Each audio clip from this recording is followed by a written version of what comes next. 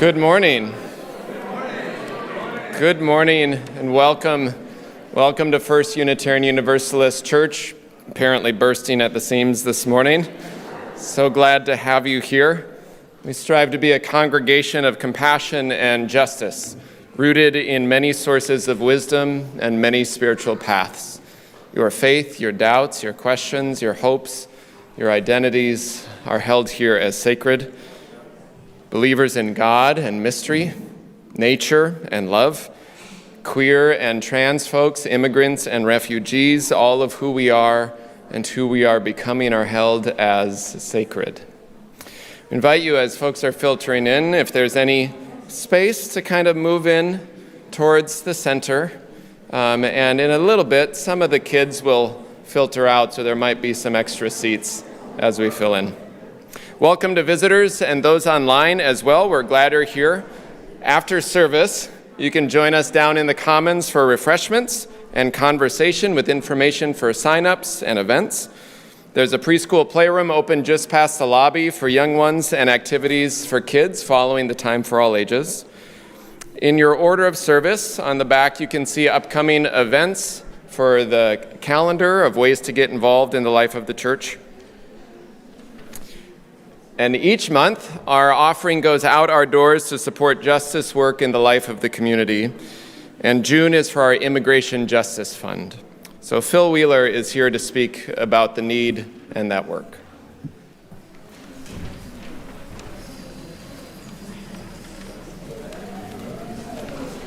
Thank you. Back in October 2017, this congregation adopted a resolution on sanctuary and immigrant justice, committing us to providing sanctuary and support to otherwise law-abiding immigrants, regardless of their immigration status. The church established the Immigrant Justice Fund in 2020 as an outcome of that congregational resolution. The Immigrant Justice Fund helps immigrants who are here seeking safety to navigate the experiences of immigration and life in Minnesota. We have helped with housing, utilities, internet access, transportation, health care, education, and so on, helping them apply for asylum, get work authorization, and attain independence. We also support the significant expenses related to immigration legal representation. As Luke has described it, we are in relationship with them.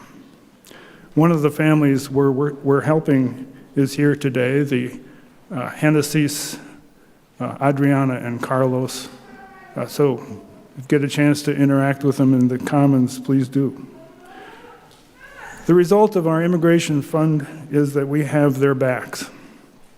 Here's a contrast. A mother of 4 in Rochester missed a required hearing some years ago and was ordered removed in absentia. She was possibly unaware of this and for sure didn't do anything about it to address the situation, but neither did the previous administration because she was neither a public safety risk nor a flight risk. Nevertheless, in February 2025, ICE arrested her. No doubt unaware of her options, she may have been persuaded to self-deport. Within a matter of days, she was deported, separated from her children. By contrast, due to a mix-up in his mail, a member of an asylum-seeking family from Nicaragua that we worked with missed a required hearing in 2023. This meant that he lost his case, except that through the Immigrant Justice Fund, we contracted with an attorney to reopen his case, so he is now doing very well. His 11-year-old son is doing very well. His niece graduated from high school and has a full-time job. Things are working out well for this family, chiefly because the UU Church has a relationship with them. If somebody had been there to help this woman who was deported, she could still be here, perhaps doing equally well. The Immigrant Justice Fund makes a difference. Immigrants are in crisis and need our help. We can't help everyone, but what we can do, we ought to do. Thank you for your support.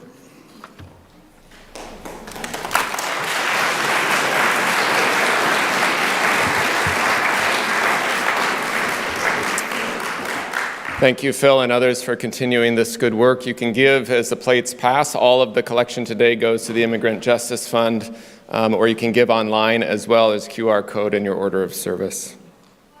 And then a glad announcement in our broad work of justice. We're glad to have received our renewal as a welcoming congregation, which is the work we do to strive to be an inclusive, welcoming, and celebratory space for LGBTQIA+ folks who have been traditionally marginalized in many religious communities. We're glad to continue that work and received our renewal status. We've been a welcoming congregation for many years and will continue to do that work, so we're glad for that renewal. So join us after service down in the Commons as we honor our high school seniors with cake and a brief few words of blessing and gratitude for them.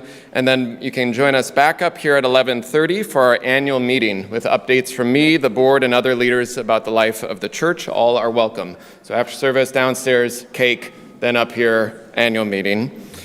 And finally, thanks to Greg Wimmer on the front of your order of service for the summer. You'll see the opportunity and invitation to color. And we always have crayons at the side of our sanctuary to help everyone get through the sermon or just add a little color to the service. So all are welcome, and thanks to Greg for those images. And today's flowers are offered in honor of Steve Smith, whose life was celebrated in a memorial service this past Friday night. We hold the Smith family in love as they continue to honor and remember Steve. So I invite you to take a breath. We'll begin with these words of our minister in the 1870s, the Reverend Eliza Tupper Wilkes. May our faith in humanity and our message of hope and good cheer light our way. It's good to be together. In just a moment, the music will call us back. We'll have a little ensemble leading it, and you're invited just to sing on the line, "Day is a breaking in my soul." But before we do that, I invite you to rise in body or spirit and greet those around you.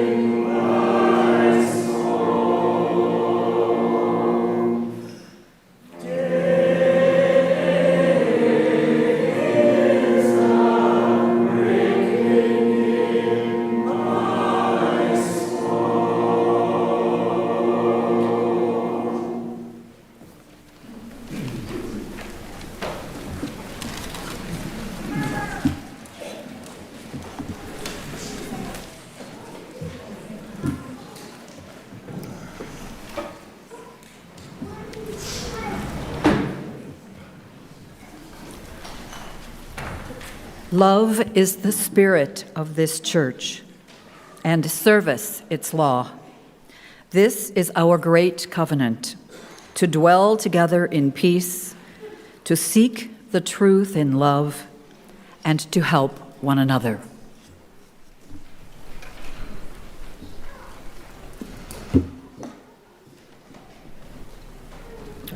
Now we will receive the offering.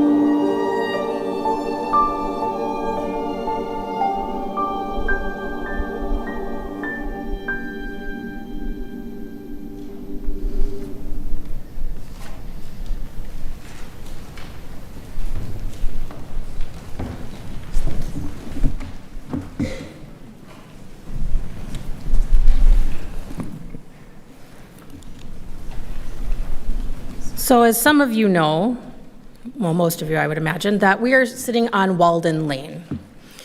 And our church home on Walden Lane is a throwback to Henry David Thoreau's time on Walden Pond. If you're not familiar, Henry David Thoreau built a small cabin, not too far from Walden Pond. And today's story is a little bit of it's based on a book by D.B. Johnson called Henry Builds a Cabin. And it's about how he settled himself away from everything, yet in the middle of everything. So today's story, Henry Builds a Cabin. So first, it was just one day he decided that he wanted to build a cabin. Now, he didn't want to spend any money while he was building this cabin, so he borrowed an axe and cut down 12 trees. So he cut the logs into square beams, and he notched the bottoms so they fit all very nicely. And then he notched the roof beams as well, trying to make sure that everything was tight and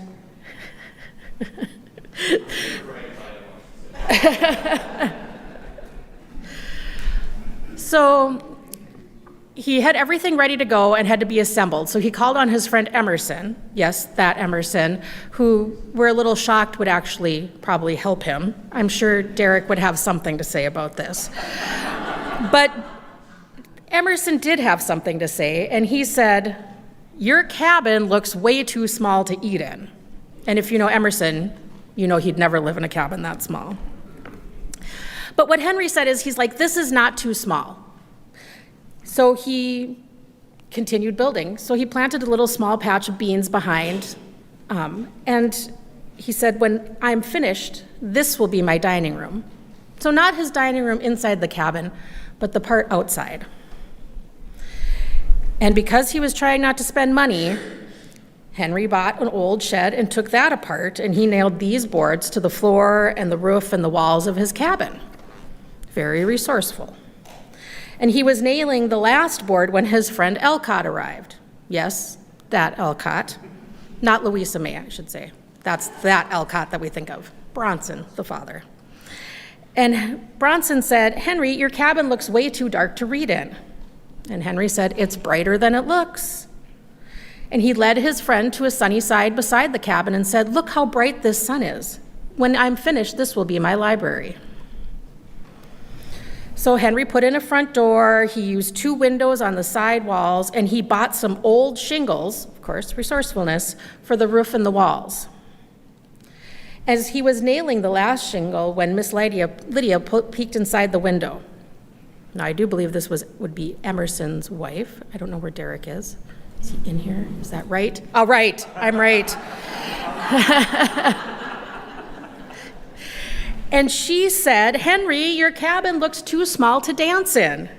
And Henry said, "It's bigger than it looks." And he led her to the front of the cabin where a path curved all the way down to the pond. And he said, "When this cabin is finished, this will be my grand stairway.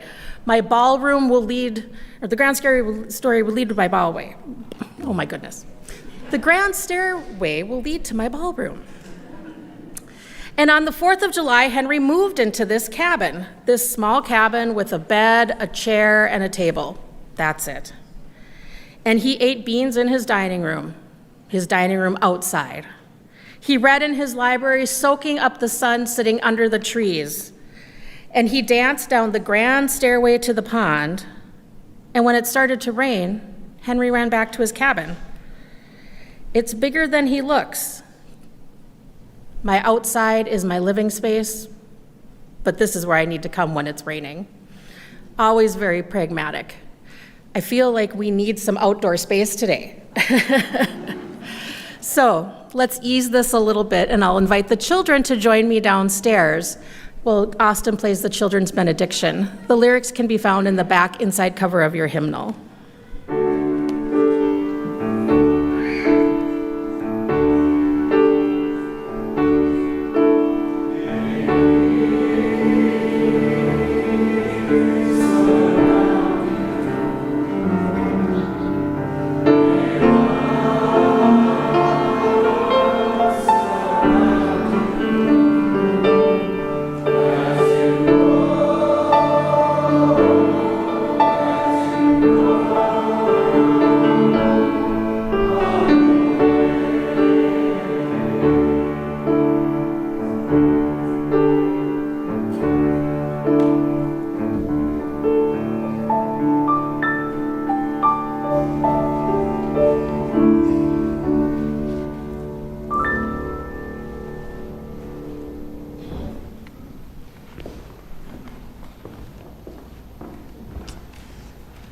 Melissa had no major updates today. We'll turn that down a little bit. Thanks, Jay. So I invite you to just take a breath. Breathe deep the breath of life. Feel below you the earth and its ancient turning. Above you the sky, and beyond that the stars shining with their ancient light, holding you in this moment, this breath. You yourself made of earth and stars. Know that in this house you are named and known as beloved, as sacred. I invite you into this time of meditation, this time of prayer, first by sharing silence together.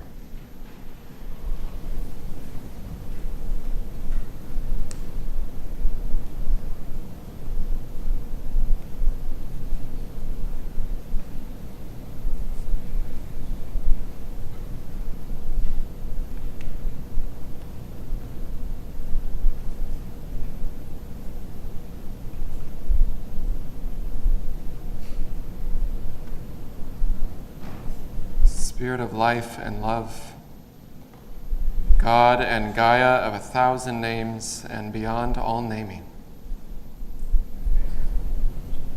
At the thresholds, be it in a time of life or a season of the year, a change in living or relationship or community, or simply how the sun, that bright morning star, hazy as the sky and the world may seem, calls us into the morning to notice the world at dawn, and then calls us to settle down and rest at dusk, and everywhere in between to be an embodiment of all we hold dear: love and justice, compassion and peace, rooted in the beauty and the joy of the world that at the same time calls us to care for and protect that beauty for the children of our children throughout the world.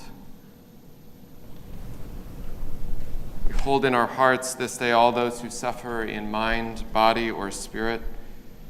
And I invite you to bring the names of the people and the places you are holding in your own heart in joy or in sorrow, and silently or aloud now in this time to speak their names.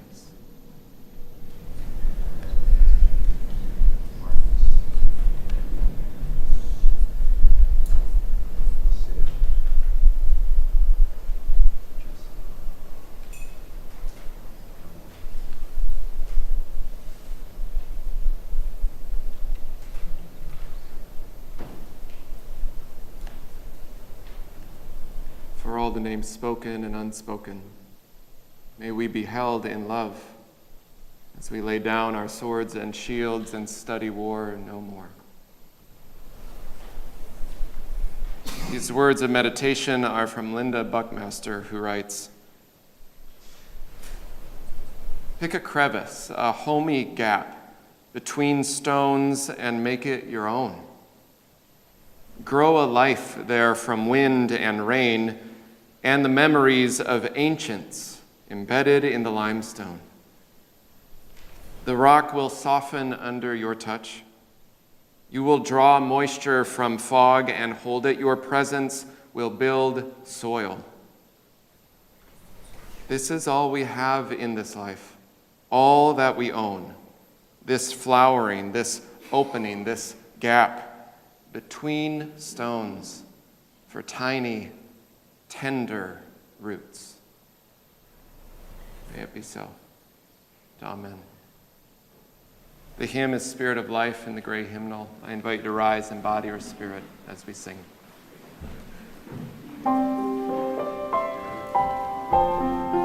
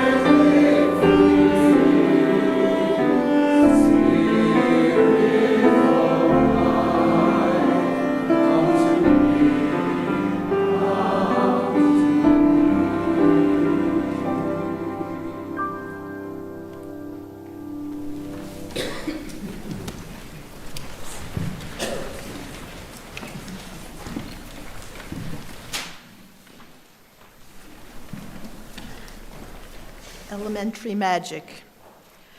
I remember first hearing rumors of the atom. We are all made up of crumbs, Q told me when we were kids. In those days, nature's magic tricks were still mysteries to us, secrets we sought to unravel.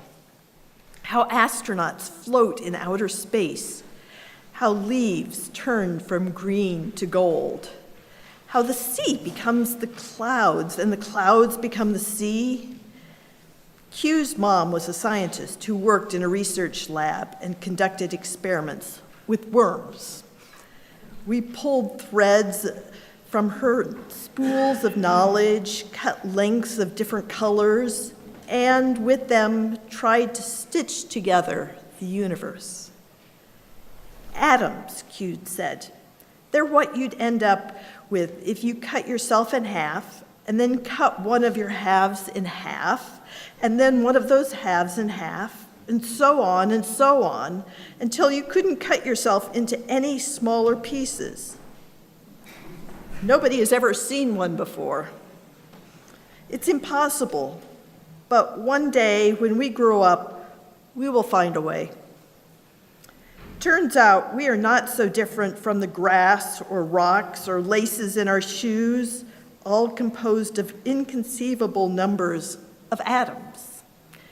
In each of us alone, there are billions of billions of billions of them, more than there have been seconds in all of history. The revelations to the magic tricks were magic themselves, as if when Toto pulled back the curtain in the Emerald City, the wizard was not a fraud, but rather even more magnificent than imagined. Back then, it made perfect sense to us that by piecing together these atom Legos, we could create anything and everything we dreamed of. Castles and bikes and narwhals and sugar and moons. And dream we did beneath the sky as limitless and star-studded as our imaginations.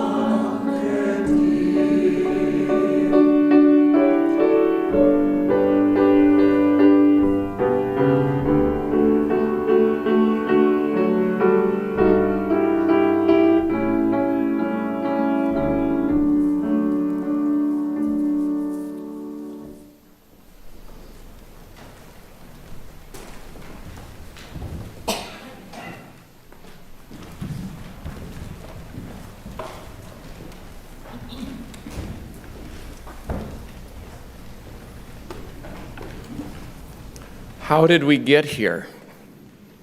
I bet you've experienced that phrase in a group conversation as it winds or tangles or jumps topics, and then at a certain point, you or someone in the conversation asks, wait, what are we talking about? How did we get here? And then you do the practice of trying to loop back, trace through the threads that you wove. These strings of conversation are as unwieldy as our lives, spiraling yet connected. And maybe you find your way back, maybe you don't, but it seems maybe that is what life is ultimately about in so many ways, trying to know how did we get here and trying to trace the threads back, unwieldy, spiraling, yet connected. How did we get here? And maybe you wonder that about the current political, social world. Maybe you use different language than that. Like, what the heck is happening? And like the spiraling conversation, where we come from gives a lot of helpful information about where we are and where we are going. And I wish I could map it all out for you like an idea board with all the strings connecting together, this to that, solving all of the mysteries and figuring it all out, but I'm sorry. In the words of Emily Dickinson, fittingly, I dwell in possibility of fairer house than prose. I live in poems and metaphors and visions and possibility, not all the time, but a lot. Even if my children ask with an injury, kind of lighthearted, am I going to die? I usually respond, well, yes, we'll all die eventually. However,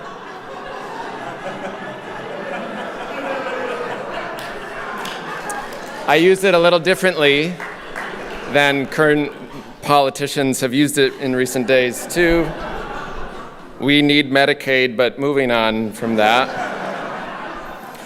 And then I just expand on it. I say, but our soul and energy will return to the earth and stars from whence we came, and we become a different part of the skies of the heavens, kids. And they say, no, like I have a cut. Am I going to die? I'm like, I'm sorry, yes, you're fine. Here's a Band-Aid or whatever.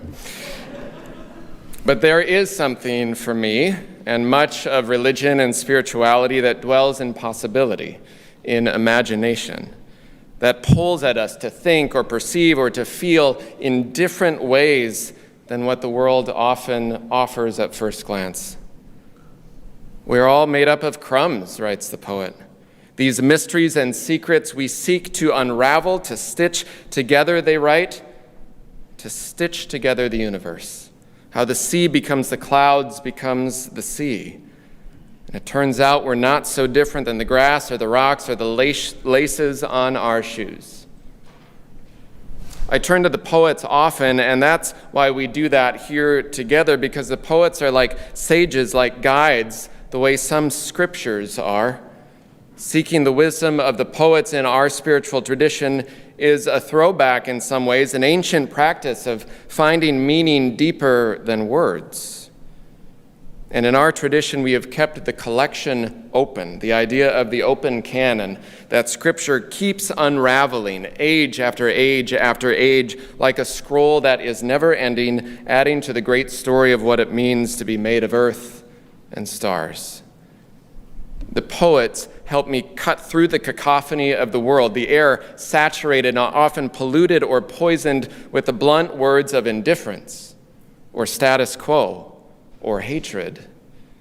Like a hot knife through butter, they break open what we notice, what we feel. They speak in language that opens us up in hope and courage and resilience.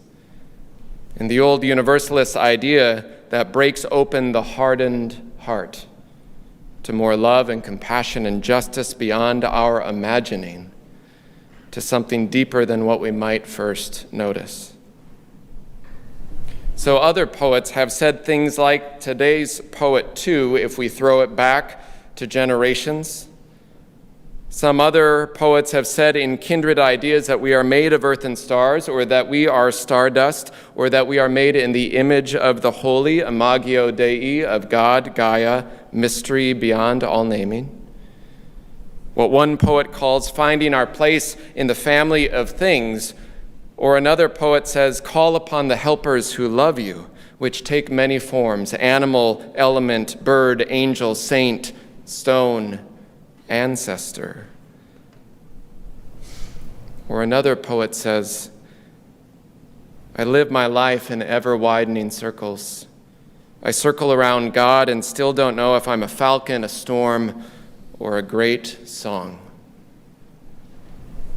Or, to boil it all down to sometimes we sing, where do we come from? What are we? Where are we going? Mystery. Last month's theme of imagination leads into the summer's theme of freedom. There's an invitation there that freedom first begins in imagining. And these days I'm often thinking about it being quite a time to be alive. A hard time for many to thrive. For so much of what we experience now in the decimation of public servants and services, in the emboldened and emblazoned rhetoric and actions of hatred and bigotry on the largest stages of the world, the both and is coming to my mind over and over of how it is different and how it is the same. Last week I listened to part of a Westminster Town Hall forum with True Pettigrew, who has done work with the Minnesota Lynx and Timberwolves on diversity, equity, and inclusion. You know, these things that you believe in if you're a decent human being. Not necessarily even a great human being, just some general ethical, moral orientation. Diversity, equity, inclusion, good things. But his work was complicated, especially complicated when he came to Minneapolis following the murder of George Floyd. His approach was meeting people where they are at, which is complicated too, and reminds me of the idea of pluralistic justice work, that we need bridge builders and we need bullhorn yellers, we need detailed litigation and legislation, and we need public loudness sometimes. We need it all. The civil rights movement, among others, clearly showed us that, with the legal system and protests and everything between. And yet I still hear, even in this past week, I heard a sentiment that echoed almost verbatim Dr. King's frustration with the white moderate during civil rights. Words I heard were protests just turned into shouting matches. They don't do much good. Throw it back to Dr. King, who responded, the white moderate says, we agree in the goal you seek, but not your tactics. It's better to wait for a more convenient season. He said, as if you can put a timetable on another's freedom. Or more succinctly, he once said, riots are the language of the unheard.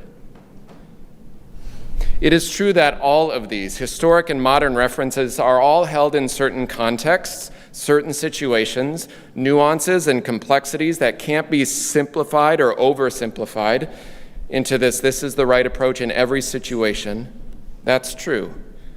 And yet there is a need of believing in plurality, multiplicity, multiple paths and truths and experiences and perspectives that are often silenced, different approaches to naming harm and working toward justice with love. That is what our faith is at its core: plurality, multiplicity.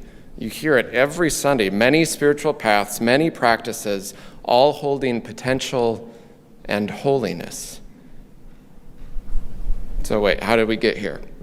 Right, True Pettigrew, Lynx and Wolves back. One of the phrases he mentioned was the goal of justice work, was to shine a light, which is simply to reveal something. He talked about simply revealing something as a base for justice work. He said, if I turned out all the lights in here in this sanctuary at Westminster Presbyterian in Minneapolis and then turn them back on, it won't show us anything different than what was here in the dark, anything new. It will simply show us what has been here that we can now see. It's similar to what activist and author Adrienne Marie Brown says, and if you haven't read her book, Emergent Strategy, totally worth it, and I return to it often. She said, things aren't necessarily getting worse, they're getting uncovered. We need to hold each other and keep pulling back the veil. So I don't know about you, but my heart is caught in these days in wanting to know how we can go back to not some great America that never really existed before, but what are we returning to? First, in understanding what are we returning to in the worst ways, old hatreds that keep rising up and popping up in new ways. What can we learn from our ancestors who did harm? To name and know we are not made of some bright, beautiful story. We are a tangled thicket ourselves as individuals, families, countries, religions. To keep delving into the complexities of who we are, to become increasingly aware of our own bias, our own judgment, the internal work we are called to keep working on. And also, what can we learn from bird, element, ancestor, and stone, these crumbs of creation that we are made of, about how ancestors found a way through no way? How some of the most beautiful art and music expressions of joy kept finding their way in subversive and artistic ways to lead people toward a larger freedom. I'm interested these days in what we can help keep uncovering, what we can throw back to in the words of scripture and poets, giving us imagination to be free in the stories like Reverend Ruth mentioned last week about the origins of Memorial Day, being rooted in Black Americans following the Civil War, honoring forgotten Black soldiers in Charleston, South Carolina. I'm interested in understanding more and more, how did we get here and where might we go? One thing I've been wrestling a lot with, which is always a struggle for congregations that want to be activist congregations and still also have an institution to care for. So in full honesty, trying to balance justice and institutional work is an uncertain thing. And one of the things I wrestle with often is this building a new church project.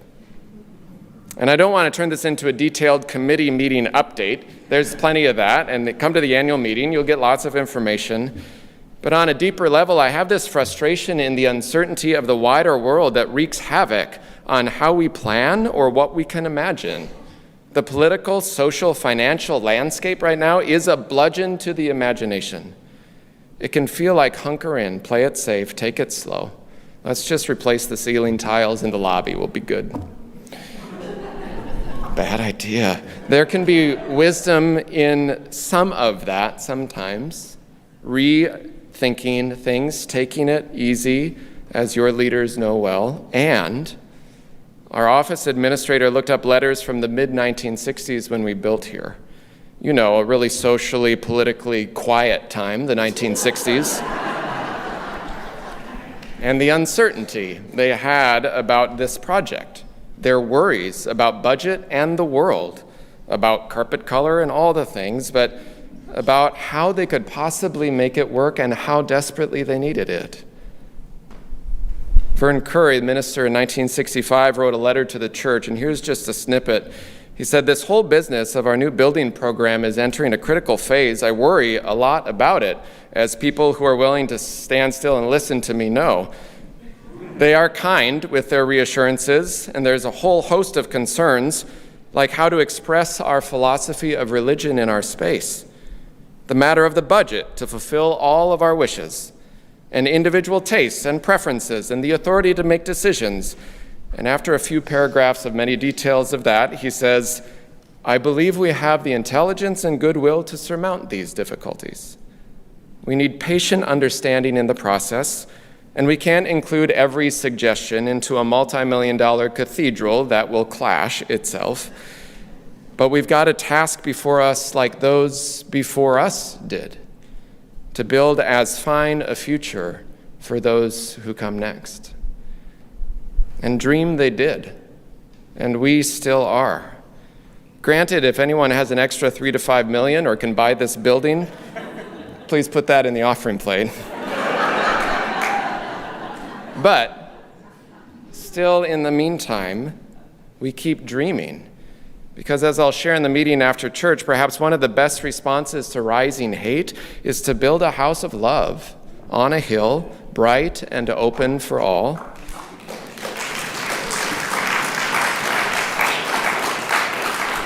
And maybe the timeline will be different than what we want it to be, and maybe things will need to be adjusted, yes, but we keep dreaming because we need a space ready and waiting for some soul, maybe ours, who needs a little space, a little light, a little more of the preserved natural world to safely gather and remember this world, though hard and broken, is resilient and beautiful. That we need not hunker down in times like this about the building or our values or our imagining, but keep working and striving to build a sense of home, which for Henry was everywhere. To build a home to dwell in possibility, to live our lives in ever-widening circles like a falcon, a storm, and a song. Back then, the poet wrote, it made perfect sense to us that by piecing together these atomic Legos, we could create anything and everything we dreamed of, castles and bikes, narwhals, sugar and moons, and dream we did, beneath the sky, and dream we will. And every tiny stitch you have weaves together something that will hold us. The hymn is Blue Boat Home. I invite you to rise in body or spirit as we sing.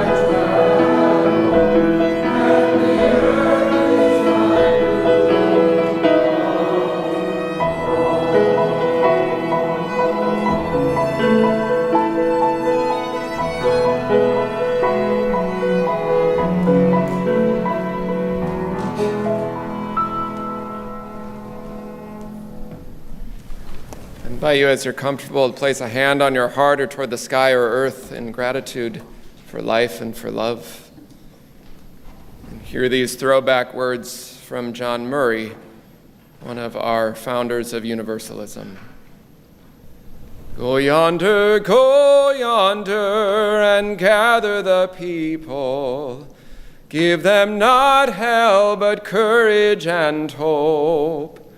Give them something of the love you have found here, and tell all the people that love is our home. Amen.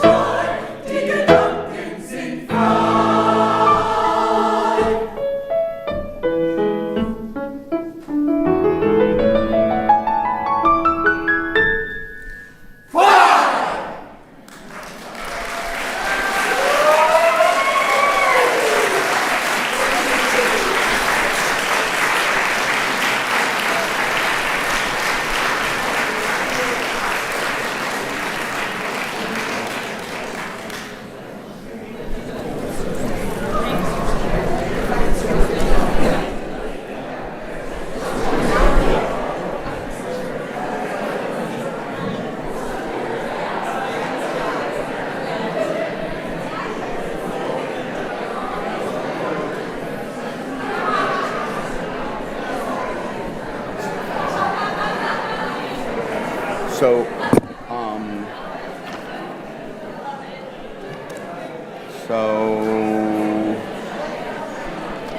election slate nominating committee. So this is when you come up and you do nominations for board members. So that's all 4 officers. Right. And that's me, Alita. You know all this. Yeah. Okay, good. And then Stephanie Evans Hansen. And what? And Stephanie Evans Hansen as the new board member. Oh, yeah. So there's 5 of us. Yeah. And then we have the only person we have to nominate from the nominating committee is Matt Maurer. The Right. nominating committee. So we Yeah. have them. You just got to announce them. Oh, just the new people.